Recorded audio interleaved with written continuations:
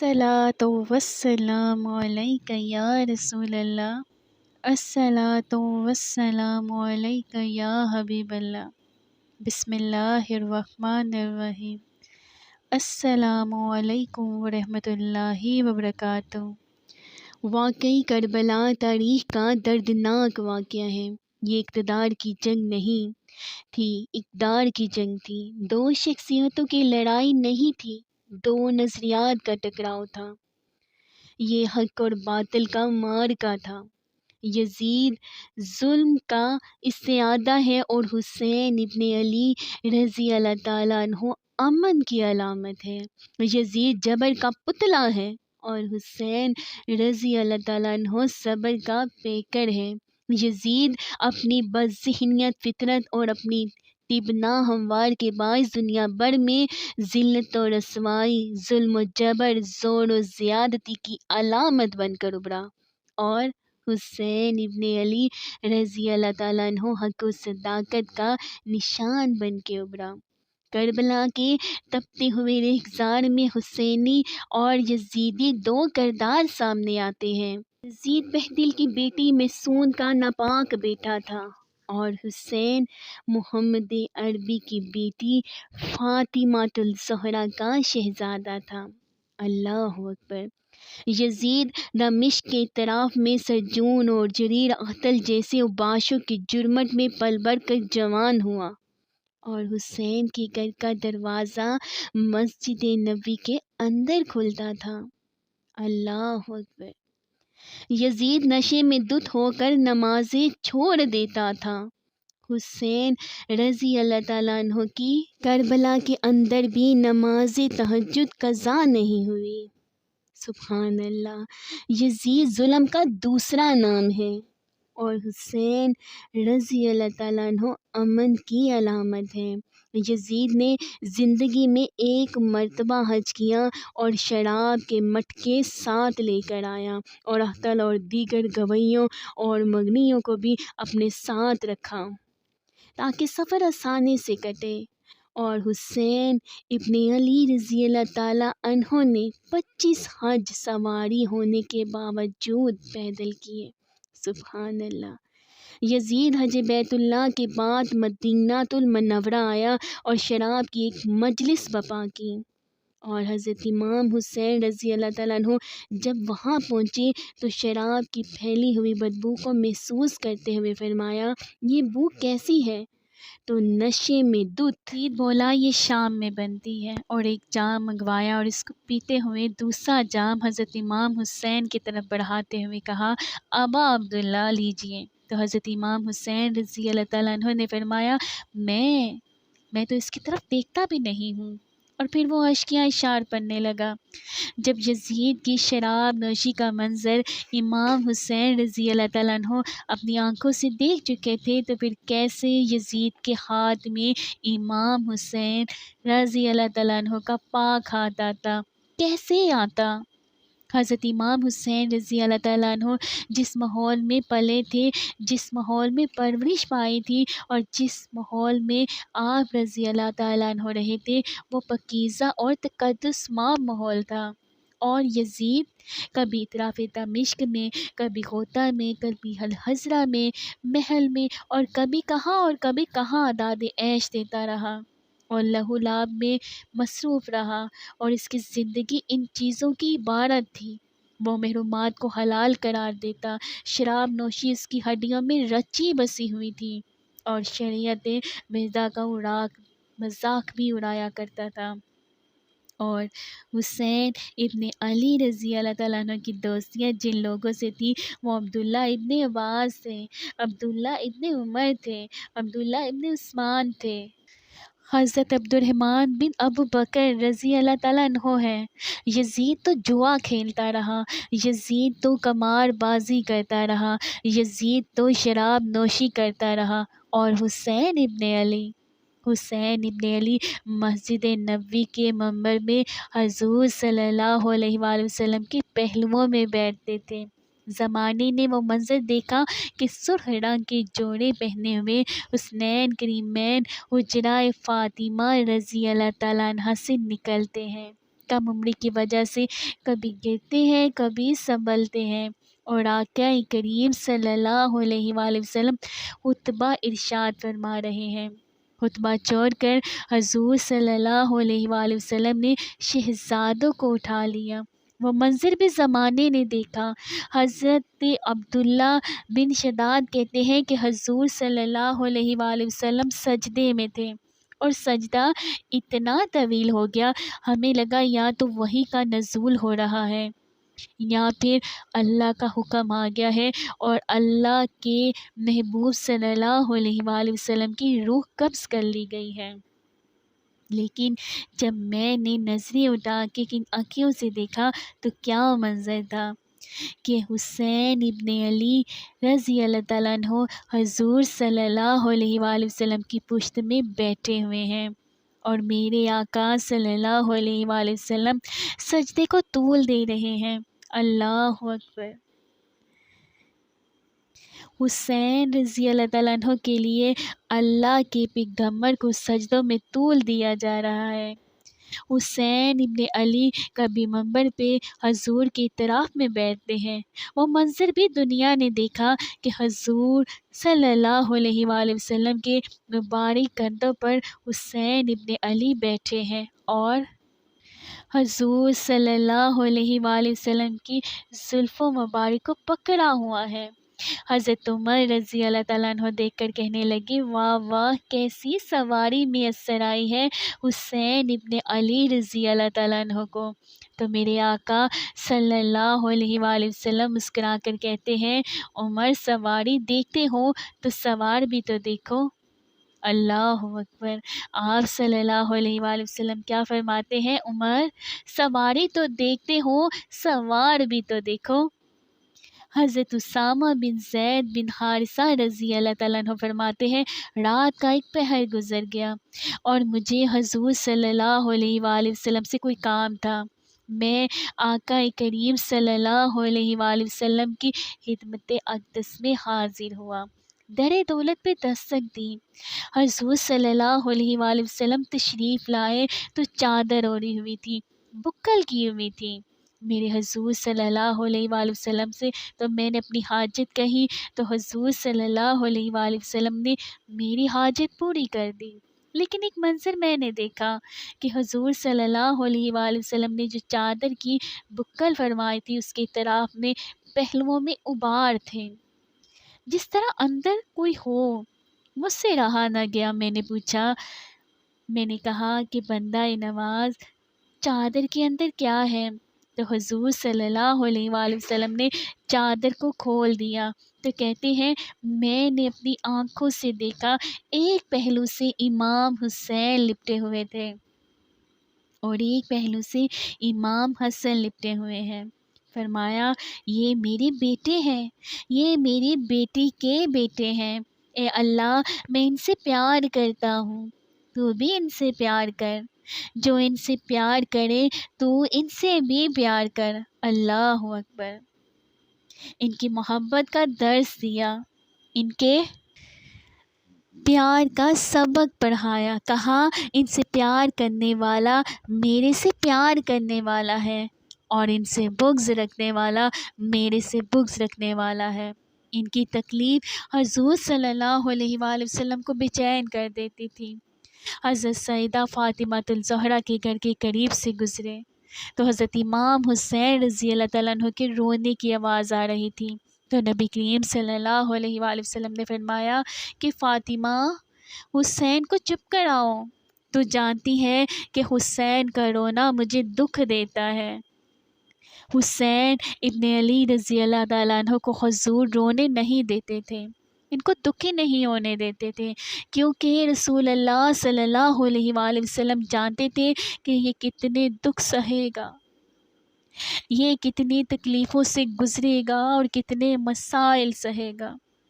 زمانے نے وہ گھڑیاں بھی دیکھی کہ حضرت حذیفہ بن یمان رضی اللہ تعالیٰ عنہ فرماتے ہیں کہ میں حضور صلی اللہ علیہ وآلہ وسلم کی خدمت میں نماز مغرب کی ادائیگی کے لیے حاضر ہوا اور میں نے یہ اجازت خاص طور پر اپنی ماں سے اس شرط پہ لی تھی کہ امی جان آپ مجھے اجازت دیں میں حضور صلی اللہ علیہ وآلہ وسلم کی خدمت میں حاضر ہوتا ہوں، مغرب کی نماز بھی ادا کروں گا اور پھر حضور صلی اللہ علیہ وآلہ وسلم سے عرض بھی کروں گا کہ حضور صلی اللہ علیہ وآلہ وسلم میرے لیے اور میری ماں کی بخشش کی دعا کریں۔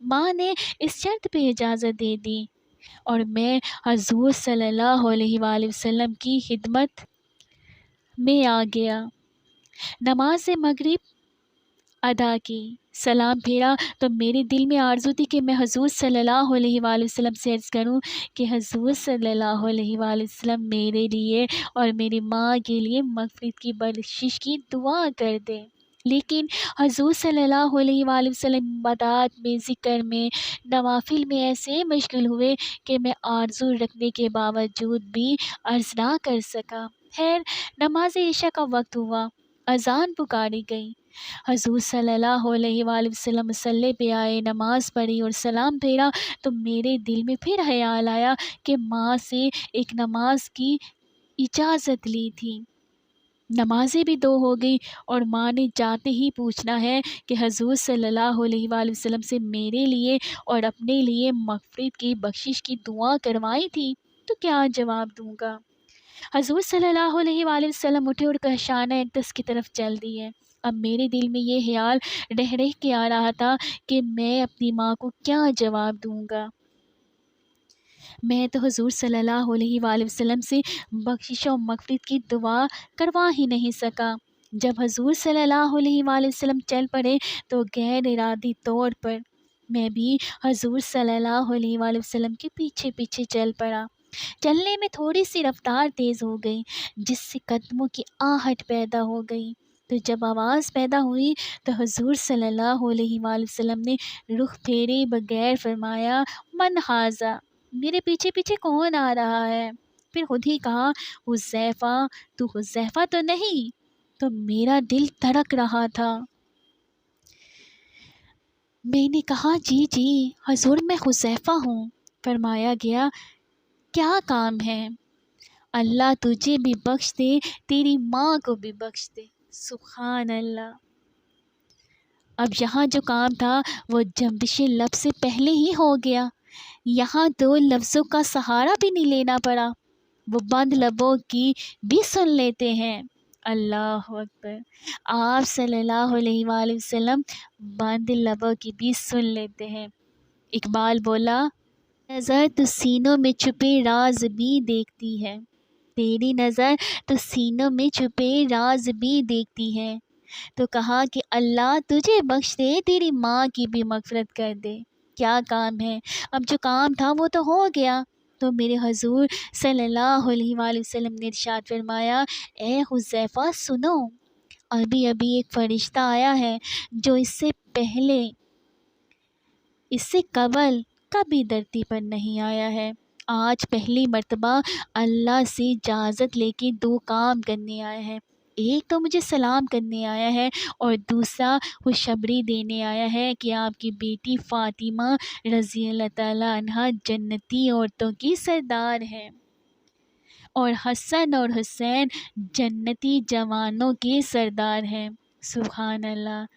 ایک طرف یزید ناپاک مسعود کا بیٹا اور ایک طرف محمد عربی صلی اللہ علیہ وآلہ وسلم کا نواسہ، فاطمہ کے دودھ کا اثر، علی المرتضیٰ کے خون کی تاثیر، رسول اللہ صلی اللہ علیہ وآلہ وسلم کے کندھوں میں بیٹھنے والا۔ اللہ اکبر۔ ایک دن حضور صلی اللہ علیہ وآلہ وسلم نے امام حسین رضی اللہ تعالیٰ عنہ کے ہاتھ پکڑ لیے اور ان کے پاؤں اپنے پاؤں پہ رکھے اور پھر فرمایا، بیٹے آگے بڑھو، تو ان کے پاؤں حضور صلی اللہ علیہ وآلہ وسلم کی پنڈلیوں پر آئے، پھر کہا کہ اور آگے بڑھو، حتیٰ کہ ان کے پاؤں حضور صلی اللہ علیہ وآلہ وسلم کی رانوں میں پڑے، پھر فرمایا کہ بیٹا اور آگے بڑھو، تو ان کے پاؤں حضور صلی اللہ علیہ وآلہ وسلم کے بطن اقدس پر آئے، پھر بازوؤں کو کھینچ کر اپنے قریب کیا اور حسین ابن علی رضی اللہ تعالیٰ عنہ کے منہ میں اپنی زبان مبارک رکھ دی، اور اس طرح آپ رضی اللہ تعالیٰ عنہ چوس رہے تھے کہ جس طرح کھجور چوسی جاتی ہے۔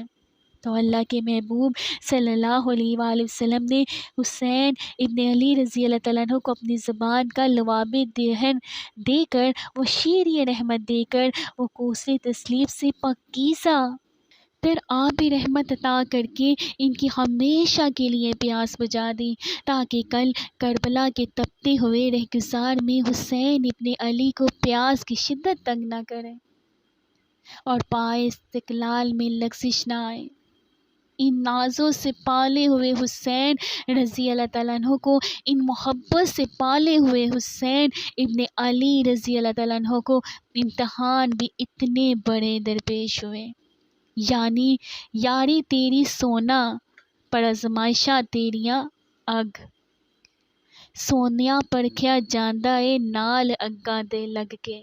جتنا بڑا شخص ہوتا ہے نا، اتنی آزمائشیں بھی بڑی ہوتی ہیں۔ پیغمبر رحمت کی گوش میں کھیلنے والا، حجرہ فاطمہ کا جانشین، مصلی رسول کا وارث، ممر رسول پر حضور صلی اللہ علیہ وآلہ وسلم پر حضور کے مبارک پہلوئے گود میں بیٹھنے والا حسین، حضور صلی اللہ علیہ وآلہ وسلم کی زبان چوسنے والا حسین، حضور صلی اللہ علیہ وآلہ وسلم کی کندھوں پہ سواری کرنے والا حسین، آقا کریم کے مبارک سجدے کی حالت کے اندر حضور صلی اللہ علیہ وآلہ وسلم کی پشت پہ کھیلنے والا حسین، جس حسین رضی اللہ تعالیٰ عنہ کا دروازہ مسجد نبوی کے اندر کھلتا ہے اور یزید کے کرتوتوں کے چشمدید گواہ تھے۔ یزید جب تخت نشین ہوتا ہے تو اسے یہ فکر لاحق ہوتی ہے کہ امام حسین رضی اللہ تعالیٰ عنہ، عبداللہ بن زبیر رضی اللہ تعالیٰ عنہ، عبداللہ بن عمر، عبداللہ بن ابن عباس یہ میری بیعت کریں۔ اور یہ بیعت کسے کہتے ہیں؟ یہ جو بیعت ہوتی ہے یہ بھی جان لیں، بیعت حلف ہوتا ہے کہ اللہ رسول کے نام پہ حلف دیتا ہوں کہ میں اطاعت کروں گا، اس کے خلاف کوئی بغاوت نہیں کروں گا، یہ بیعت ہوتی ہے۔ لوگ سمجھتے ہیں کہ ہاتھ ملانے کو بیعت کہتے ہیں یا ہاتھ پکڑنے کو بیعت کہتے ہیں، نہیں۔ اچھا، وہ اور ولید بن عقبہ کو لکھتا ہے، یزید ولید بن عقبہ کو لکھتا ہے کہ ہر صورت میں ان کی بیعت ہو، اگر بیعت نہ دے تو سختی کریں۔ حضرت امام حسین رضی اللہ تعالیٰ عنہ کو بلاوا آتا ہے کہ آپ کو دارالامارت میں گورنر ہاؤس میں بلایا جا رہا ہے۔ ولید بن عقبہ کا پیغام آپ کو پہنچتا ہے، آپ اس وقت فرماتے ہیں کہ اس وقت جو پیغام پہنچا ہے وہ کسی خطرے سے خالی نہیں ہے۔ تو کچھ سواروں کو ساتھ لیا، کہا کہ دارالامارت کے باہر کھڑے رہنا، اگر میری آواز بلند ہو تو اندر آ جانا، ورنہ تم انتظار کرنا۔ آپ اندر آگے۔ ولید بن عقبہ نے مروان کو بھی بلوایا تھا۔ مروان بن حاکم یہ گورنر مدینہ ولید سے پہلے رہ چکا تھا، تو اس نے مشورہ دیا کہ سختی کی جائے۔ خیر، ولید بن عقبہ نے کہا کہ یہ ہے حضرت امیر معاویہ کا انتقال ہو گیا ہے، یزید تخت نشین ہوا ہے، لہٰذا وہ آپ سے بیعت کا مطالبہ کرتا ہے۔ تو حضرت امام حسین رضی اللہ تعالیٰ عنہ نے فرمایا کہ میرے جیسا شخص یوں چھپ چھپ کے بیعت نہیں کر سکتا۔ یہ کہہ کر آپ واپس پلٹے تو مروان بن حاکم نے ولید بن عقبہ کو کہا کہ یہ موقع ہے، جانے نہ دیا جائے، اگر یہ نکل گئے تو دوبارہ تم قابو نہیں پا سکو گے اور انہیں یہیں قتل کر دیا جائے۔ حضرت امام حسین رضی اللہ تعالیٰ عنہ نے یہ بات سن لی۔ کہتے ہیں کہ حضرت امام حسین انہیں قدموں کے بل واپس پلٹے اور مروان بن حاکم سے مخاطب ہو کر بولے، مروان کیا بول رہا ہے؟ وہ خاموش ہو گیا۔ فرمایا، تو جانتا نہیں کہ ہم کون ہیں؟ میں حسین ہوں، میں علی کا بیٹا ہوں، پیارے محمد صلی اللہ علیہ وآلہ وسلم کا نواسا ہوں۔ ہمارے گھر میں قرآن اتر رہا تھا، وحی کا نزول ہوتا ہے۔ یزید فاسق ہے، فاجر ہے، مسلمانوں کا قاتل ہے اور شرابی ہے۔ میں ڈنکے کی چوٹ پر یزید کی بیعت سے انکار کرتا ہوں۔ اللہ اکبر۔ میں ڈنکے کی چوٹ پر یزید کی بیعت سے انکار کرتا ہوں۔ پس حیدری کچھار سے محمدی شیر نکل آیا۔ سبحان اللہ۔ اوسان ہتا ہو گئے، راستہ چھوڑ دیا، واپس آئے، سیدہ زینب سے ملے، کہا کہ مدینے کو چھوڑنا پڑے گا۔ سیدہ زینب نے کہا بھیا کیا ہوا ہے؟ کہا یزید بیعت لینے پر مصر ہے، فرمایا کسی صورت بھی بیعت نہیں کروں گا۔ رسول اللہ صلی اللہ علیہ وآلہ وسلم کا مدینہ ہمارے خون سے لالا زار بنے گا۔ میں نہیں چاہتا کہ حضور صلی اللہ علیہ وآلہ وسلم کی شہر دول کی حرمت پامال ہو۔ سوچئے وہ کیسا منظر ہوگا جب حسین ابن علی نے آخری حاضری حضور صلی اللہ علیہ وآلہ وسلم پر کے روزے پر دی۔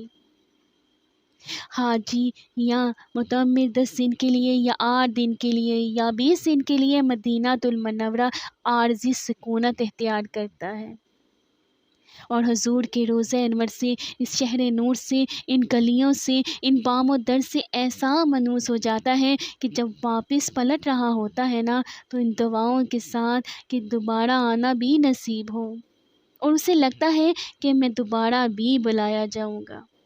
لیکن اس کے باوجود شہر حبیب چھوڑنا قیامت سے کم نہیں ہوتا۔ اعظم چشتی مرحوم آخری بار جب حضور صلی اللہ علیہ وآلہ وسلم کے روضہ انور پر گئے تو بیمار تھے، ویل چیئر پر تھے۔ باب بقیع سے باہر نکلے تو خادم سے کہا کہ میری ویل چیئر پیچھے سے کھینچو تاکہ میرا روخی روضہ انور کی طرف رہے۔ سبحان اللہ۔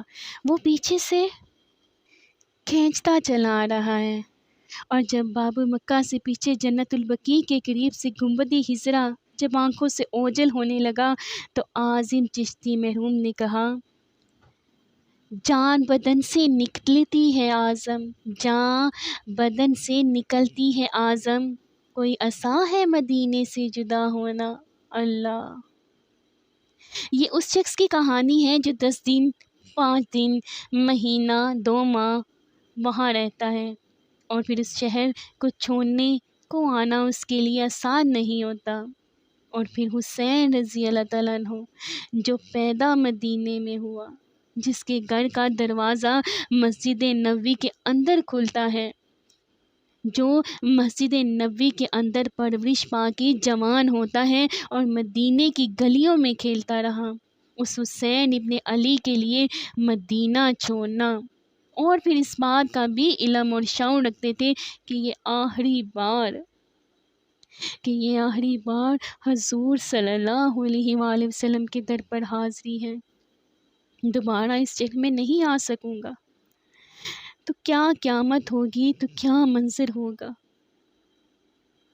محمد بن حنفیہ کے علاوہ خاندان نبوت کے جتنے لوگ تھے ان سب نے شہر مدینہ کو الوداع کہا، اور رات کے موقع میں مدینہ المنورہ کو، مسجد نبوی کو چھوڑ کر مکہ کی جانب سفر پر روانہ ہوئے۔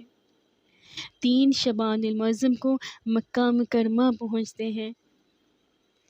ادھر کوفیوں کے خطوط آنا شروع ہو جاتے ہیں۔ حسین رضی اللہ تعالیٰ عنہ مسلم بن عقیل رضی اللہ تعالیٰ عنہ کو صورتحال معلوم کرنے کے لیے کوفہ بھیجتے ہیں۔ 40,000 کوفی آپ کے ہاتھ میں بیعت کر لیتے ہیں۔ ادھر 25 پیدل حج کرنے والے حضرت امام حسین 8 ذی الحج کو احرام باندھتے ہیں، لیکن آپ کو پتہ چلتا ہے کہ حاجیوں کے روپ میں قاتل چھپا دیے گئے ہیں، تو آپ اس احرام کو حج کی بجائے عمرے میں بدلتے ہیں اور کوفے کی جانب عازم سفر ہوتے ہیں۔ سب ہم اپنے سینے پر ہاتھ رکھ کے سوچیں تو یہ کتنا مشکل مرحلہ تھا۔ اس دین کی آبرو کو بچانے کے لیے حضرت امام حسین رضی اللہ تعالیٰ عنہ نے کتنا بڑا قدم اٹھایا۔ آپ کے باقی دوست احباب عبداللہ بن عمر یہ سارے روکتے ہیں۔ عبداللہ بن عباس کہتے ہیں حضرت نہ جائیے، وفا کبھی وفا نہیں کرتے، آپ کے والد کو وہاں شہید کیا گیا ہے، لیکن آپ رضی اللہ تعالیٰ عنہ ایک فرض کو نبھانے جا رہے ہیں۔ آپ فرماتے ہیں میرے غم گساروں میرے مہربانوں نہ روکو مجھے جانے دو، میرے غم گساروں میرے مہربانوں نہ روکو مجھ کو جانے دو، مجھے نانے کی دین کی ڈوبتی کشتی بچانے دو، میں چاہتا ہوں دنیا پر وفا کا نام رہ جائے، میں رہوں نہ رہوں پر عظمت اسلام رہ جائے، میں نہیں جاتا تو نبی کے گھر کی آن جاتی ہے، میں نہیں جاتا تو نبی کے گھر کی آن جاتی ہے، تمہارا دین جاتا ہے میری غیرت ایمان جاتی ہے۔ سبحان اللہ۔ حضرت امام حسین یہاں سے چلتے ہیں، ابھی راستے میں ہی پہنچتے ہیں کہ یہ خبر آتی ہے کہ کوفہ والوں نے بے وفائی کر دی ہے، حضرت مسلم بن عقیل رضی اللہ تعالیٰ عنہ کو شہید کر دیا ہے، نعمان بن بشیر کو مذلول کر دیے گئے ہیں، ابن مرجانہ ابن زیاد وہاں متعین کر دیا گیا ہے، جو سخت گیر شخص تھا، اس نے لوگوں کو ڈرایا دھمکایا اور کوفے کے لوگوں کے دل بدل گئے اور وہ بیتیں توڑنے لگے۔ وہ منظر مسجد کوفہ کا کتنا دل گداز تھا، جب امام نماز کے لیے کھڑے ہوئے تو 40,000 لوگ آپ کے پیچھے تھے، جب سلام پھیرا تو امام نے دیکھا تو پیچھے لوگ نہیں ہیں، پھر لوگوں نے اپنے دروازے بھی بند کر لیے، رات کی تنہائیاں ہیں اور حضرت مسلم بن عقیل کو کوئی پناہ دینے والا نہیں ہے، لوگوں نے دروازے بند کر لیے ہیں کہ کہیں ہمارے گھر میں نہ آ جائے اور ہم مشقت اور حکومتی تشدد کا شکار نہ ہوں۔ کتنا دردناک لمحہ ہے حضرت مسلم بن عقیل پہ، اور پھر حضرت مسلم بن عقیل بے دردی سے شہید کر دیے جاتے ہیں۔ آپ حسین رضی اللہ تعالیٰ عنہ ابھی راستے میں ہیں کہ انہیں پتہ چلتا ہے کہ حضرت مسلم بن عقیل کو شہید کر دیا ہے اور پھر بے دردی سے شہید کر دیے گئے ہیں، وہ جنہوں نے خط لکھے تھے کہ ہم آپ کے ساتھ ہیں اور ہم منتظر ہیں، چشمے برآں ہیں، آپ کے قدموں کی چاپ سننے کے لیے بیتاب ہیں، آج انہوں نے ہی اپنی بیتیں توڑ لی تھی، 40,000 کوفی منہرک ہو گئے تھے۔ مسجد کوفہ کا وہ منظر کس قدر روح کو تڑپا دینے والا تھا جو حضرت مسلم بن عقیل اور خاندان نبوت کے ساتھ اہل مکہ نے کیا تھا۔ حضرت امام حسین رضی اللہ تعالیٰ عنہ اور ان کے بھائیوں اور اقربا نے، دوستوں نے، ایمان و انسان نے، ساتھیوں نے، سب نے کہا کہ حضرت حالات یکسر تبدیل ہو گئے ہیں، اب ہمیں مراجعت کرنی چاہیے، واپس پلٹ جانا چاہیے۔ تو حضرت امام حسین کافی سوچ و بچار میں رہے، پھر اس کے بعد آپ نے فیصلہ کیا کہ ہم آگے بڑھیں گے۔ دوستوں نے کہا کہ حضرت آپ آگے بڑھیں گے تو ہمیں لگتا ہے وہ آپ کے ساتھ سلوک اچھا نہیں کریں گے اور آپ بچوں کے سامنے پیاسے شہید کر دیے جائیں گے۔ تو وہاں حضرت امام حسین رضی اللہ تعالیٰ عنہ نے ایک خطبہ ارشاد فرمایا، کہا کہ لوگوں جو تم مجھے بتا رہے ہو مجھے اچھی طرح معلوم ہے، جو تم مجھے منظر پیش کر رہے ہو وہ میری نگاہوں میں ہے، اور جو کچھ ہونے والا ہے چشمے تصور وہ منظر دیکھ رہی ہے، کیونکہ حضرت امام حسین رضی اللہ تعالیٰ عنہ کی شہادت کی خبر حضرت امام حسین کے پیدا ہوتے ہی خاندان نبوت میں عام تھی۔ حضور صلی اللہ علیہ وآلہ وسلم کو یہ بات حضرت جبرائیل امین نے آ کر بتائی تھی کہ علی کے ساتھ حضور صلی اللہ علیہ وآلہ وسلم محبت کا اظہار کر رہے تھے، تو حضرت جبرائیل امین نے آ کر کہا حضور آپ کا یہ بیٹا عرض تب میں شہید کر دیا جائے گا، اور کربلا کی مٹی لا کے حضور صلی اللہ علیہ وآلہ وسلم کو دی اور ام سلمہ کو حضور صلی اللہ علیہ وآلہ وسلم نے عطا کر دی۔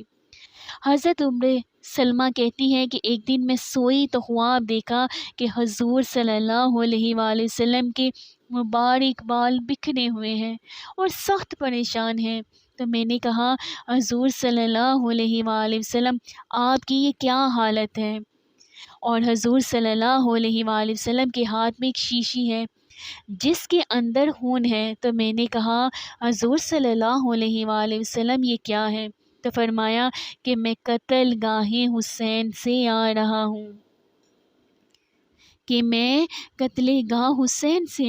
ہوں، اور یہ حسین ابن علی کا خون ہے۔ تو کہا 10 محرم کا دن تھا، دوپہر کا یہ منظر تھا، میں کلولا کر کے اٹھی، جب میں نے دیکھا تو وہ شیشی جس میں کربلا کی مٹی رکھی تھی وہ خون بن چکی تھی۔ تو یہ خبر پہلے دی گئی تھی، یہ پہلے بتا دیا گیا تھا۔ فرمایا میرے دوستوں، جو تم مجھے بتاتے ہو میں اس سے بے خبر نہیں ہوں، یہ سب کچھ ہونے والا ہے، لیکن اس کے باوجود میں کیوں جا رہا ہوں؟ تو آپ کا ایک طریق ساز جملہ ہے جو کربلا کے فلسفے کو ہمارے سامنے رکھتا ہے کہ اتنا بڑا امتحان کیوں دیا۔ حضرت امام حسین رضی اللہ تعالیٰ عنہ نے فرمایا کہ میں اس لیے جا رہا ہوں کہ قیامت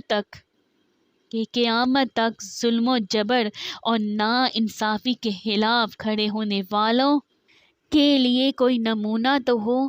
سبحان اللہ، میری زندگی قیامت تک ظلم و جبر اور اس کے تکثالی نظام کے خلاف کھڑے ہونے والوں کے لیے نمونہ ہے۔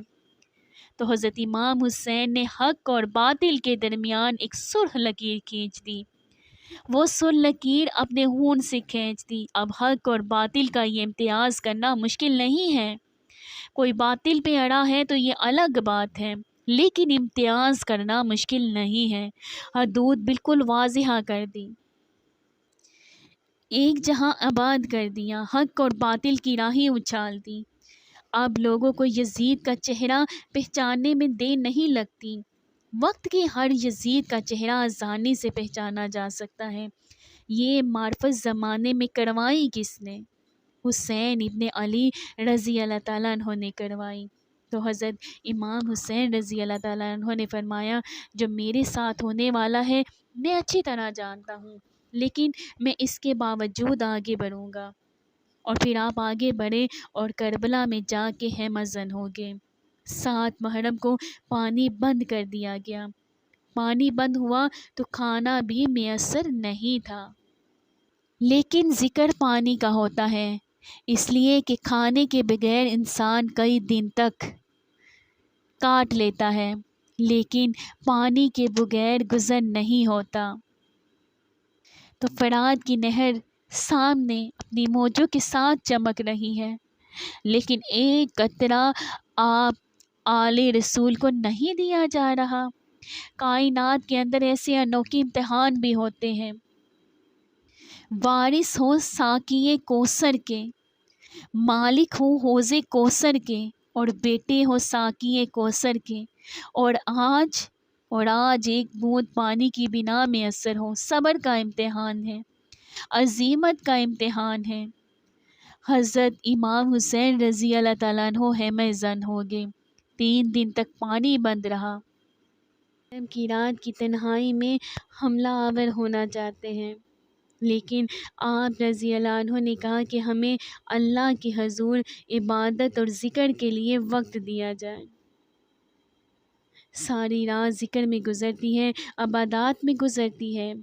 رات کے اندھیرے میں آپ چراغ بجھا دیتے ہیں، ایمان و انصار کو کہتے ہیں ان کی دشمنی میرے ساتھ ہے، انہیں میرا خون چاہیے، اگر تم رات کے طریقے میں نکل جاؤ تو میں تم سے کوئی معاہضہ نہیں کروں گا، اور یہ بھی تمہارا پیچھا نہیں کریں گے، اس لیے کہ ان کا مطلوب تم نہیں ہو، ان کا مطلوب میں ہوں۔ جب چراغ جلایا تو کوئی بھی نہیں گیا۔ مسلم بن عثمان کھڑے ہو کر کہنے لگے کہ حضرت اگر ہمارے بدن کو 70 بار کاٹا جائے اور جلایا جائے اور ہواؤں میں اڑایا جائے پھر بھی آپ کا ساتھ نہیں چھوڑیں گے۔ اللہ اکبر، 70 سال کے بوڑھے ہیں۔ حبیب بن مظاہر کہتے ہیں حضرت آپ کو چھوڑ کر جائیں کہاں، بتائیں آپ کو چھوڑ کر جائیں کہاں؟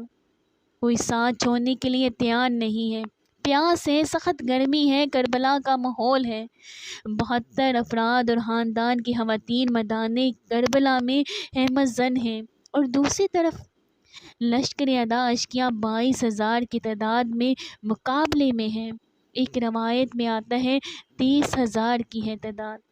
یہاں صرف 72 پیاسے لوگوں کے لیے اتنے جمع لوگ کرنے کا مقصد خوف زدہ کرنا تھا۔ شرط کیا تھی؟ شرط کیا تھی کہ یزید کی بیعت کر لے۔ محاصرہ توڑ دیں گے، پانی دستیاب ہوگا، اعزاز و اکرام سے نوازا جائے گا، خزانوں کے منہ کھول دیے جائیں گے، لیکن حسین ابن علی کہتے ہیں کہ سب کچھ لٹ جائے گا، باطل کے ہاتھ میں ہاتھ نہیں رکھا جائے گا۔ اللہ اکبر۔ اب صبح طلوع ہوتی ہے، عاشوراء کا دن چڑھتا ہے، سورج اپنی پوری تمازت کے ساتھ گرمی برسا رہا ہے۔ آج خاندانی نبوت کا امتحان زمانہ دیکھتا ہے۔ رسول اللہ صلی اللہ علیہ وآلہ وسلم کا لعاب چوسنے والا اس کے صبر کا آج امتحان ہے۔ حضور صلی اللہ علیہ وآلہ وسلم کے کندھوں پر کھیلنے والے حسین رضی اللہ تعالیٰ عنہ کا آج امتحان ہے۔ حسین ابن علی تمام حجت کرتے ہیں، میں نے تمہارا کچھ نہیں بگاڑا، میں نے کسی کا خون نہیں کیا، میں نے کوئی زیادتی نہیں کی، تم کیوں میرے قتل کے در پہ ہو؟ تم چاہتے نہیں ہو کیا؟ تم جانتے نہیں ہو کہ میں کون ہوں؟ میں تمہارے نبی صلی اللہ علیہ وآلہ وسلم کا نواسہ ہوں، رسول اللہ صلی اللہ علیہ وآلہ وسلم کے کندھوں پر کھیلتا رہا ہوں، حضور صلی اللہ علیہ وآلہ وسلم کا لعاب چوستا رہا ہوں، میں بوسہ گاہ رسول صلی اللہ علیہ وآلہ وسلم۔ لیکن ان ظالموں کے دل پر کوئی چیز اثر انداز نہیں ہوتی۔ ایک اور ہے، اللہ اس کے دل میں نرمی ڈالتا ہے۔ پہلے تو امام حسین کو لے کر یہاں آتا ہے، پہلے تو امام حسین کو گھیر کر یہاں لے کر آتا ہے، لیکن بعد میں وہ قافلہ یزید سے قافلہ حسین کی طرف آ جاتا ہے۔ امام حسین فرماتے ہیں کہ تو دنیا میں بھی حر ہے، آخرت میں بھی حر ہے، آزادی مل جاتی ہے۔ باقی 22,000 کا لشکر جرار امام حسین کے قتل کے در پر ہے۔ حضرت امام حسین کے 4 بھائی تھے کربلا میں۔ کتنے؟ 4 بھائی۔ حضرت علی کے 4 بیٹے، عباس بن علی جن کو حضرت عباس کہا جاتا ہے۔ حضرت علی کی دوسری زوجہ میں سے حضرت عباس بن علی تھے، اور ابو بکر بن علی بھی تھے، عمر بن علی بھی تھے، عثمان بن علی بھی تھے۔ یہ سب حضرت علی رضی اللہ تعالیٰ عنہ کے بچوں کے نام ہیں۔ آپ کے سب شہزادے امام حسین کے ساتھ شہید ہوئے۔ ان کا نام اس لیے نہیں لیا جاتا کہ ان کا نام خلفائے ثلاثہ کے نام پہ ہے۔ حضرت علی نے اپنے یاروں کے نام پہ اپنے بچوں کے نام رکھے، تو تم نے کربلا کے میدان سے ہی خارج کر دیے۔ چاروں شہزادے حضرت جناب سیدنا امام حسین رضی اللہ تعالیٰ عنہ کے ساتھ تھے، یہ بھی میدان کربلا میں شہید ہوئے۔ حضرت جناب زینب امام حسین رضی اللہ تعالیٰ عنہ کی سگی بہن، ان کے 2 بچے تھے، اون و محمد۔ جب امام حسین جانے لگے تو جناب زینب بچوں سے کہنے لگی، پہلے میرے بھائی نہیں جائیں گے، پہلے بانجے جائیں گے۔ آپ کے دونوں بچے بھی شہید ہوئے۔ حضرت قاسم بن حسن حضرت امام حسن کے بیٹے تھے۔ وہ جب میدان میں جانے لگے تو امام حسین رضی اللہ تعالیٰ عنہ نے کہا، نہیں بھائی تو نہیں جائے گا، تو میرے بھائی کی نشانی ہے، میں جاؤں گا۔ حضرت قاسم بن حسن رضی اللہ تعالیٰ عنہ نے ایک تعویذ کھول کر دیا اور کہا کہ میرے والد نے مجھے یہ دیا تھا کہ جب بڑی مشکل آ جائے تو یہ تعویذ کھول کے دیکھنا۔ تو آج بڑی مشکل آئی ہے تو میں نے تعویذ کھولا ہے، دیکھیں یہ کیا لکھا ہے، یہ تو رکا ہے، یہ تعویذ نہیں ہے۔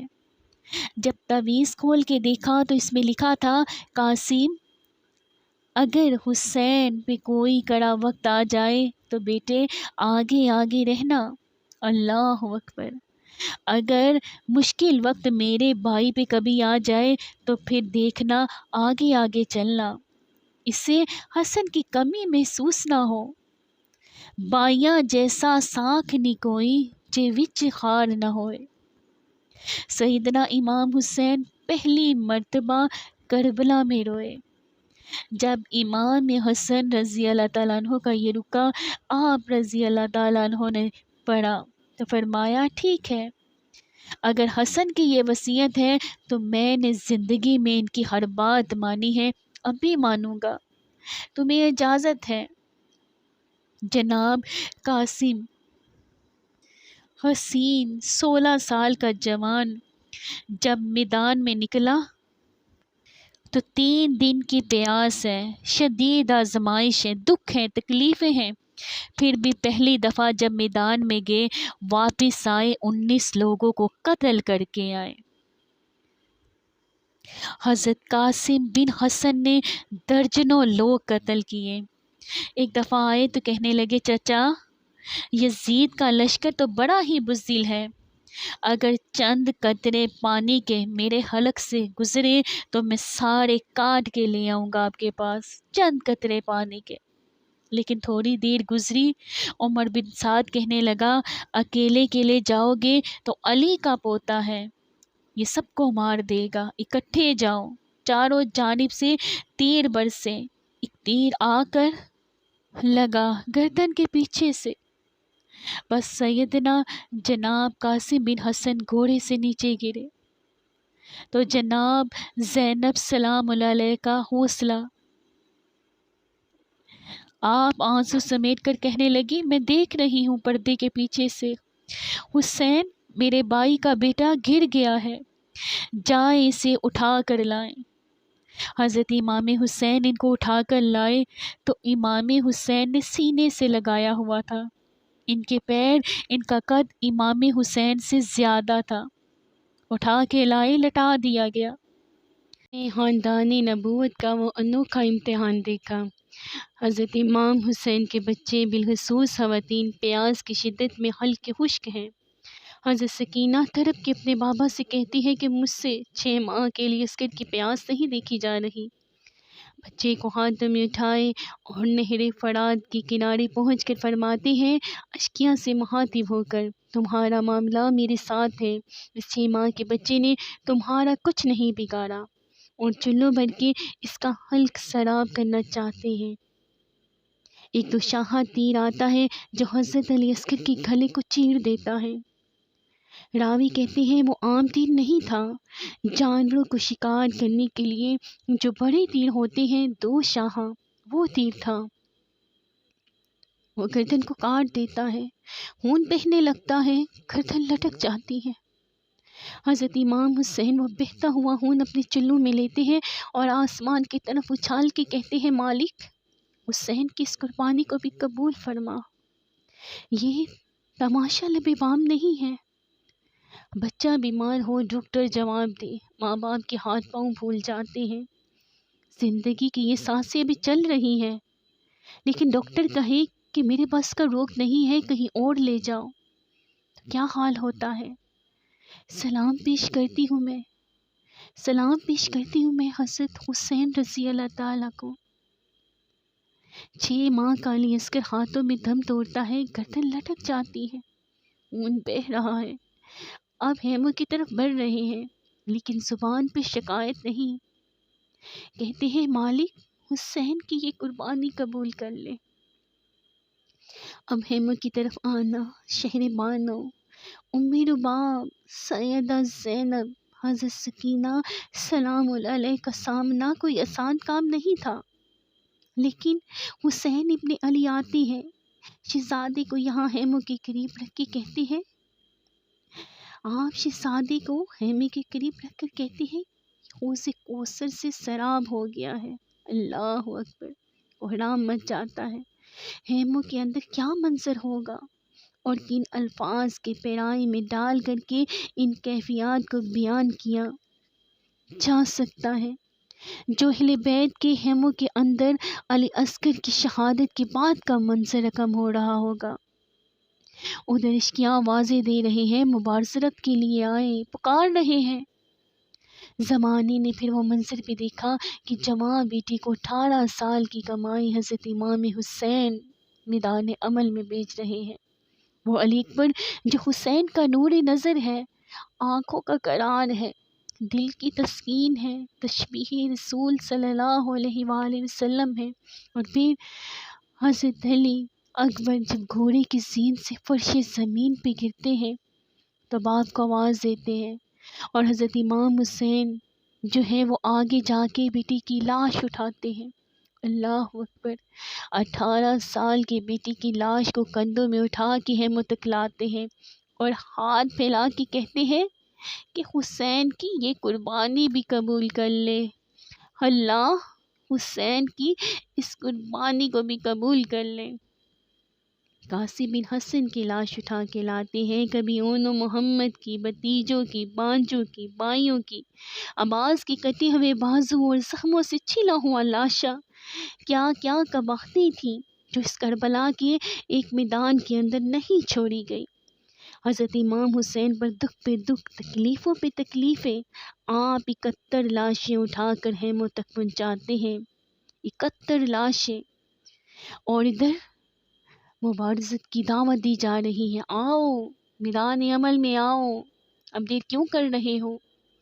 رسول اللہ کا حرم اور رسول اللہ کی شہزادیاں جو نازوں میں پلی تھیں، وہ کلیاں جو شبنم کا بوجھ بھی گوارا نہیں کر سکتی تھی، آج مصیبتوں کے پہاڑ ٹوٹ گئے تھے۔ حضرت امام حسین کبھی شہربانوں کو، کبھی امیر باپ کو دلاسا دیتے ہیں، کبھی حضرت زینب کو کہتے ہیں۔ حضرت زینب کربلا کے اس میدان کے اندر بڑے حوصلے کے ساتھ اپنے بھائی کے ساتھ کھڑی رہیں، اپنے 2 بیٹے راہ خدا میں پیش کیے، لیکن زینب جس جرأت کے ساتھ، پامردی کے ساتھ اس سارے منظر کو حوصلے کے ساتھ سہتی رہی، وہ یقیناً حوصلہ سیدہ زینب سلام اللہ علیہ کا ہی ہے، یقیناً۔ لیکن یہ وہ منظر تھا کہ زینب کا بھی دل ڈول گیا جب حسین ابن علی گھوڑے پر بیٹھنے لگے اور گھوڑے پر بٹھانے والا کوئی نہیں تھا، اور جو بھی سوار جاتا پھر واپس اس کی لاش ہی آتی تھی، اور حسین ابن علی لے کر آتے، اور اب حسین ابن علی جا رہے ہیں، زندگی کا سارا سرمایہ لٹ رہا ہے۔ حضرت زینب سلام اللہ علیہ سنبھل نہیں رہی۔ حضرت امام حسین اٹھے اور آپ نے حضرت زینب کو صبر کی تلقین کی اور کہا کہ صبر ہی بہترین ذریعہ ہے، اللہ کی قربت کا ایک بہترین سبب ہے، اور ان کو صبر کی تلقین کرتے ہوئے فرمایا کہ میرے بعد تم نے اس ذمہ داری کو سنبھالنا ہے، اور یہ مقدرات اسلام کی شہزادیوں کے پردے کی تم نے حفاظت کرنی ہے۔ اور پھر گھوڑے کی زین کس کے امام حسین لشکری اشکیاں کی طرف بڑھتے ہیں۔ اب ہیموں سے سسکیوں کی آواز آ رہی ہے، ان کا سردار، ان کا تاجدار آج سب کو چھوڑ کے کربلا کے میدان کی طرف بڑھ رہا ہے۔ جرم کیا کیا، قصور کیا کیا اس نے، کیا زیادتی کی؟ آج نیزوں اور علیوں کے مقابلے میں 22,000 کا لشکر حضرت امام حسین پر ٹوٹ پڑتا ہے۔ آپ پھر تمام حجت کرتے ہیں، میں نے کسی کو قتل نہیں کیا، خون ناحق نہیں بہایا، میرے خون کے در پہ کیوں ہو، اپنی آخرت کیوں برباد کر رہے ہو؟ تم جانتے نہیں کہ میں کون ہوں؟ میں تمہارے نبی صلی اللہ علیہ وآلہ وسلم کا نواسا ہوں۔ لیکن ابن زیاد کہتا ہے مقابلے میں آؤ۔ پھر حضرت امام حسین مقابلے میں آتے ہیں، اور جب گھوڑے کو ایڑی لگا کے دشمن اشکیہ پر ٹوٹتے ہیں تو پھر ایسا منظر ہوتا ہے کہ وہ بھیڑ بکریوں کی طرح آگے بھاگتے ہیں۔ 71 زخم کلیجے میں لیے شجاعت کا یہ پیکر جب میدان میں آتا ہے تو آواز آتی ہے کہ کون ذی وقار ہے، کون ذی وقار ہے، بلا کا شاہ سوار ہے، لباس ہے پھٹا ہوا، غبار سے اٹا ہوا، تمام جسم ناز چھدا ہوا کٹا ہوا، یہ نبی کا نور ہے، یہ نبی کا نور آئین ہے، یہ بالیقین حسین ہے، یہ حسین ابن علی ہے۔ پھر چاند بادلوں میں گھر جاتا ہے، شامی گنڈے تیر برساتے ہیں، تلواروں سے آپ کے بدن پر ضربے لگاتے ہیں اور نیزوں سے آپ کے بدن کو پڑو دیتے ہیں۔ جب آگ کا پیراہن بعد میں اتارا گیا تو آگ کے پیراہن میں 122 سوراخ تیروں کے تھے، 122، اللہ، 33 سہم تلواروں کے، 34 گاؤں نیزوں کے تھے۔ جب گھوڑے کی زین سے فرش زمین پر آئے، بدن چھلنی تھا اور ہر زخم سے خون بہہ رہا تھا۔ 3 دن کا پیاسا، 3 دن کا بھوکا پیاسا حسین، بدن زخموں سے چور، 71 لاشیں کلیجے میں لیے۔ مقدرات اسلام کے پردے کا خیال دل میں الگ ہے، لیکن گھوڑے کی زین سے جب فرش زمین پہ امام حسین آتے ہیں، زبان پہ ہائی نہیں، نالہ شیوند نہیں، چیخو پکار نہیں، آتے ہی پیشانی سجدے میں رکھتے ہیں اور پکارتے ہیں مالک، گل لٹا کے، بچے لٹا کے، خاندان سب کچھ قربان کر کے، اپنے بدن کو زخموں سے چھلنی کروا کے، تیروں سے، نیزوں سے، تلواروں سے اپنے آپ کو زخمی کروا کے تیرے حضور سر جھکا کے یہ اقرار کرتا ہوں کہ حسین تیری تقدیر پر راضی ہے۔ مالک تو بھی بتا، تو بھی حسین سے راضی ہوا ہے کہ نہیں؟ آواز آ رہی ہے کہ اس پیاسے پر علی شیر خدا کو ناز ہے، اس نواسے پر محمد صلی اللہ علیہ وآلہ وسلم کو ناز ہے۔ اوروں نے بھی سجدے کیے، پر اس کا عجب انداز ہے، اس نے وہ سجدہ کیا جس میں اللہ کو بھی ناز ہے۔ حسین ابن علی کا سر انور دست قاتل نے تب کاٹا جب وہ سجدے میں جھکے ہوئے تھے۔ یزید نے کہا کہ میں بیعت لوں گا، امام حسین نے کہا کہ کبھی نہیں دوں گا۔ یزید نے کہا میں بیعت لوں گا، امام حسین نے کہا کہ کبھی نہیں دوں گا۔ یہ سر کٹ سکتا ہے پر جھک نہیں سکتا۔ سرکار کے نیزے کی نوک پہ چڑھا دیا گیا اور یہ اس بات کا اعلان تھا کہ ہم جیت گئے ہیں اور حسینی ہار گئے ہیں، اور لشکر یزید میں ہوا مچ گیا، نکارے بجنے لگے کہ ہم جیت گئے، دیکھو امام حسین شہید کر دیے گئے، قتل کر دیے گئے اور سرکار کے نیزے کی نوک پہ چڑھایا گیا۔ لیکن لشکر یزید سے آواز آئی، یہ کیسا سر ہے کہ کٹ کے بھی سر بلند ہے، سبحان اللہ، کٹ گیا ہے پھر بھی اونچا ہے، اللہ اکبر۔ یہ سر سجدے میں کٹا ہے، رب کے حضور عبادت کی حالت میں کٹا ہے۔ حسین رضی اللہ تعالیٰ عنہ آج بھی سجدے میں ہے، حسین رضی اللہ تعالیٰ عنہ آج بھی سجدے میں ہے، بلکہ کٹے ہوئے سر کا رخ زمین کی جانب تھا اور کٹی گردن آسمان کی طرف، یوں نیزے میں پرویا گیا۔ اللہ، ایک شاعر نے نقشہ کھینچا، وہاں کے سر نیزے پہ اور سوئے زمیں پہ ہے رخ، اور سوئے زمیں ہے رخ، یعنی سجدہ ثانی کی ہے آرزو۔ رکعت کے 2 سجدے ہوتے ہیں، ابھی ایک سجدہ ہوا تھا کہ دست قاتل نے سر کاٹ دیا، کہا حسین کی پیشانی میں دوسرے سجدے کی تمنا مچل رہی ہے۔ یہ تھا حسین ابن علی کا سجدہ، ساری زندگی رب کے حضور سجدہ قضا نہیں ہونے دیا۔ آج پانی نہیں ہے، آج تیمم کر لیتے ہیں، آج اپنے خون کو اوڑھ کر کے حسین نے اپنے پیشانی اپنے مالک کے حضور جھکا کر کے عظیمت کی وہ انوکھی داستان رقم کر دی۔ صدیاں گزرنے کے باوجود بھی ان کی یادوں کے چراغ روشن ہیں، صدیاں گزرنے کے بعد بھی۔ جب حضرت امام حسین کو دوسرے ایمان و انصار کو شہید کر دیا گیا تو ان کے سر نیزوں کی نوک پہ چڑھا دیے گئے۔ حضرت امام حسین کا کٹا ہوا سر اور باقی 71 افراد کے کٹے ہوئے سر نیزوں کی نوک پر پڑو دیے گئے۔ 10 سواروں کو ابن سعد نے کہا کہ ان کو روند دو اور گھوڑوں کی ٹاپوں تلے حضرت امام حسین رضی اللہ تعالیٰ عنہ اور ان کی ایمان و انصار کی ان کی سہانے مبارک، ان کی ہڈیاں مبارک چور چور ہو گئی روندنے سے، اور روندنے سے قبل ان کا لباس اتار لیا گیا، ان کے کپڑے اتار لیے گئے۔ کیسی دردناک گھڑیاں تھیں۔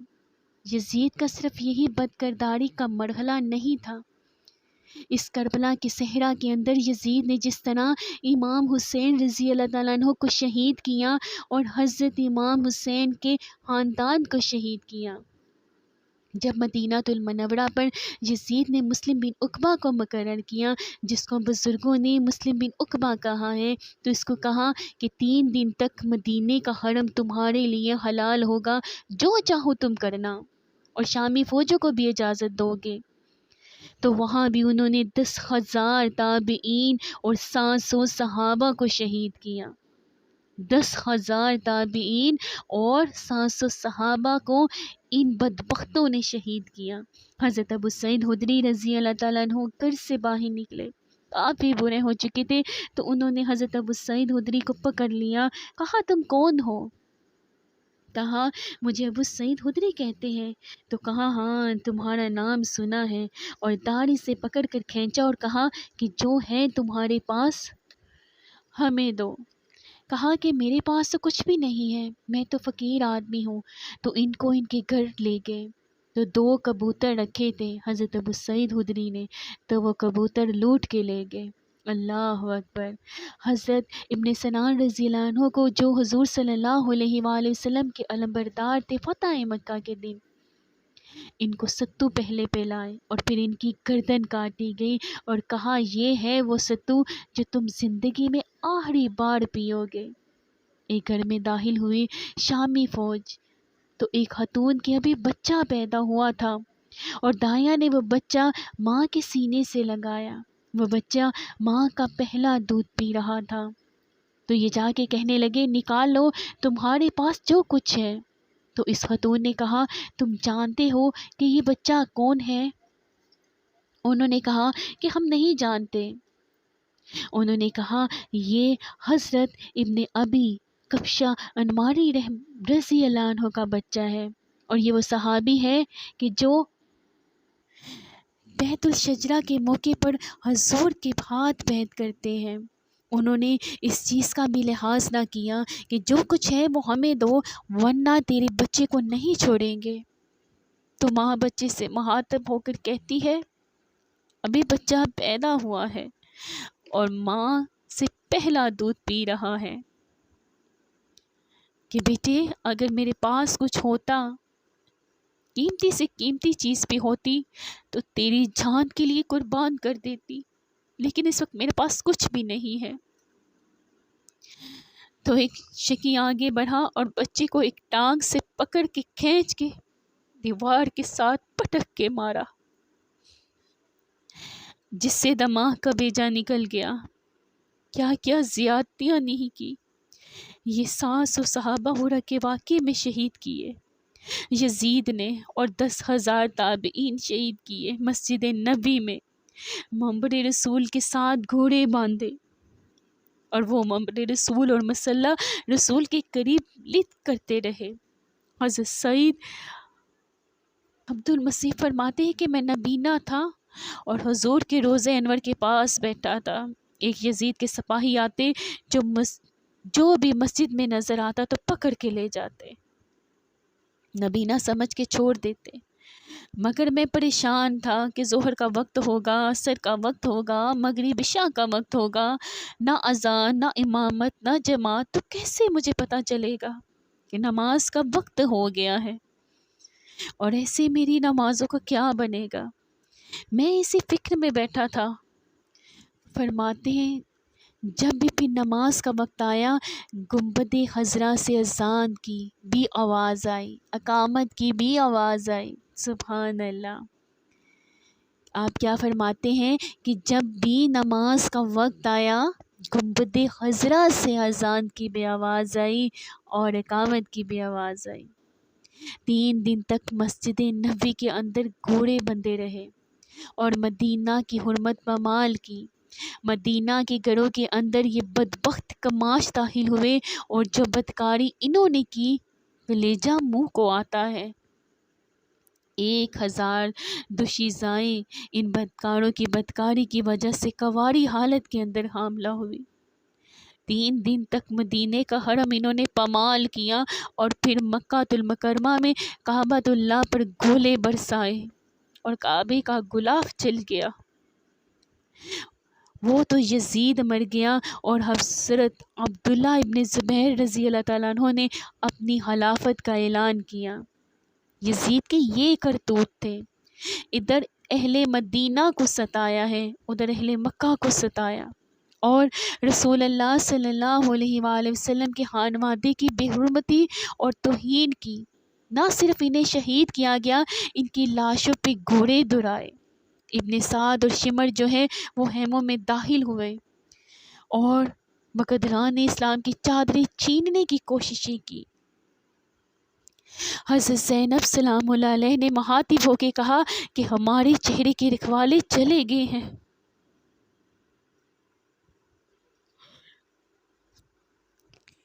آپ نے کہا کہ ہمارے چہروں کے رکھوالے چلے گئے ہیں۔ ظالم تو خیال نہیں کرتا کہ ہم رسول اللہ صلی اللہ علیہ وآلہ وسلم کی بیٹیاں ہیں۔ حضرت شہر بانو، حضرت زین العابدین اور حضرت زینب سلام اللہ علیہ، ان تینوں کو ایک اونٹ پہ باندھا گیا اور باقی اونٹوں پہ باقی سادات کو، حضور کی شہزادیوں کو باندھا گیا، رسیوں میں جکڑا گیا اور اونٹوں پہ باندھ کر کے کوفے کی جانب آگے آگے شہیدوں کے سر چل رہے ہیں اور پیچھے پیچھے یہ قافلہ چل رہا ہے۔ اور جب یہ قافلہ وہاں سے گزرا جہاں لاشیں پڑی تھی، امام زین العابدین 14 سال کے تھے اور بیمار تھے، ان کا حوصلہ نہ ہوا، وہاں غشی ان کے اوپر آنے لگی، اور وہ منظر ابن کثیر نے اور باقی لوگوں سب نے لکھا ہے کہ پھر جب ان کی یہ حالت ہوئی تو سیدہ زینب سلام اللہ علیہ، جنہوں نے ابھی تک بڑے حوصلے کے ساتھ ساری مشکلات کا سامنا کیا تھا، ساری مشکلات کا مقابلہ کیا تھا، اب ان کے بندھن بھی ٹوٹ گئے اور آنکھوں سے آنسو بہنے لگے۔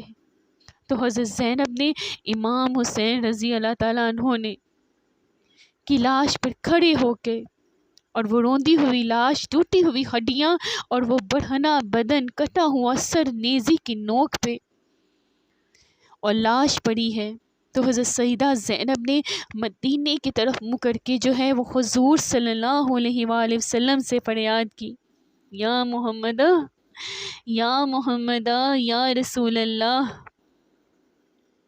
اے پیارے آقا، اے ہمارے نانا محترم، یہ دیکھیے آپ کا حسین پڑا ہوا ہے، بدن سے کپڑے اتار لیے گئے ہیں، خاک ہوائیں اڑا رہی ہیں اور اس کے اوپر چادر جو ہے وہ مٹی کی پڑ گئی ہے۔ حضور، آپ کی اولاد کاٹ دی گئی ہے، حضور دیکھیے آپ کی بیٹیوں کے ہاتھ باندھ دیے گئے ہیں، اونٹوں پہ کس دیا ہے، سرے شہید آگے آگے چل رہے ہیں اور حضرت سیدنا امام حسین آگے آگے سر ہے۔ راستے کے اندر ایک جگہ آئی، رات گزری اور ان کو اتارا گیا۔ رات کا موقع تھا، ایک خاتون آئی اور اس نے کوئی کھانا پیش کیا ان کو اور کہا کہ میں کسی زمانے میں حضرت فاطمہ الزہرا کی نوکری کیا کرتی تھی، ان کی لونڈی تھی، آج مجھے پتہ چلا ہے کہ آپ لوگ گزر رہے ہیں، تو میں نے کہا کہ میں اپنی مخدومہ کے خاندان کی خدمت کروں۔ اور پھر اس نے کہا کہ اس وقت سیدہ فاطمہ الزہرا کی گود میں ایک 6-7 ماہ کی بچی تھی جس کو زینب کہا کرتے تھے۔ تو سیدہ زینب نے کہا کہ اماں اگر پہچانتی ہو تو وہ میں ہی ہوں۔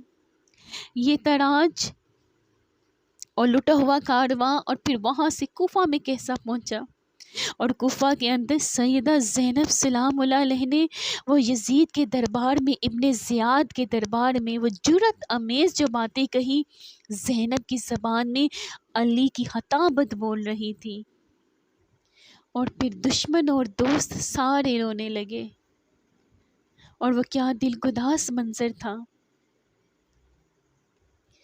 اور پھر یہ سروں کا قافلہ اور سادات کرام کی مشکی کسی ہوئی تھی اور اونٹوں پہ باندھے ہوئے ان کو وہاں سے پھر قادسیہ اور قادسیہ سے پھر دمشق یزید کے دربار میں پہنچایا گیا، اور وہاں سے یہ لٹے ہوئے خانمہ برباد تراج لوگ مدینہ المنورہ میں کیسے پہنچے اور اہل مدینہ نے کیسے استقبال کیا۔ وہ منظر کتنا دل گداز تھا جب اہل مدینہ زینب سے پوچھ رہے تھے، زینب حسین کہاں ہے؟ زینب حسین کہاں ہے؟ بے مروت بے وفا تیرا بھی کیا افسانہ ہے، بے مروت بے وفا تیرا بھی کیا افسانہ ہے، جس نے اپنی ہی شمع کو گل کیا تو وہ پروانہ ہے۔ اپنے پیغمبر کی شہزادوں کو اور اپنی پیغمبر کی شہزادیوں کو جو دکھ اس امت نے دیے، یہ کائنات کی ایک انوکھی داستان ہے۔ اللہ ہمیں اسوہ شبیری پہ عمل کی توفیق عطا کرے اور ان کے نقوش پاک کی برکتیں، اہل بیت کی محبت ہماری روحوں میں جذب کر دیں، اور جس عزیمت کے ساتھ، جس حوصلے کے ساتھ انہوں نے دکھ کو جھیلا، جو دہکتی آگ کے شعلوں پہ سویا وہ حسین ہے، جو دہکتی آگ کے شعلوں پہ سویا وہ حسین ہے، جو جوان بیٹی کی میت پر نہ رویا وہ حسین، جس نے سب کچھ کھو کے کچھ نہ کھویا وہ حسین، مرتبہ اسلام کا جس نے دوبالا کر دیا، خون نے جس کے دو عالم میں اجالا کر دیا، جو کہ سوز غم کو سانچے میں خوشی کے ڈال کے مسکرایا موت کی آنکھوں میں آنکھیں ڈال کے۔ اے حسین ابن علی تم پہ لاکھوں کروڑوں سلام، نازش آل نبی تم پر لاکھوں کروڑوں سلام، اے حسین ابن علی تم پر لاکھوں کروڑوں سلام، نازش آل نبی تم پر لاکھوں کروڑوں سلام، تم پہ لاکھوں رحمتیں تم پر لاکھوں سلام، اے شہیدان محبت کے امام، لالا گو لالا بدن لالا کفن، اے چمن اندر زندگی ہی زندگی تیری حیات، اے حیات اندر افتخار ملت بیدا یہ تو، رب کعبہ کی قسم یکتا ہے تو، رب کعبہ کی قسم یکتا ہے تو، فخر کا دل میں دریچہ باز کرنا چاہیے، جن کا تو آقا ہے ان کو ناز کرنا چاہیے۔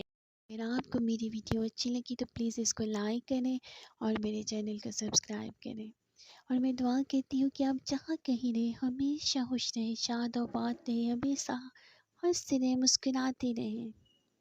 اللہ پاک نے ہمیں ایمان والی زندگی دی ہے، اللہ پاک ہمیں ایمان پر موت بھی عطا فرمائے، اللہ پاک ہمیں سنت رسول پر چلنے کی اور قرآن پاک پر عمل کرنے کی توفیق عطا فرمائے، اللہ پاک ہمیں، ہماری اولادوں کو، ہمارے اپنوں کو، ہم سب مسلمانوں کو اپنے نیک اور فرما بردار بندوں میں شامل کریں۔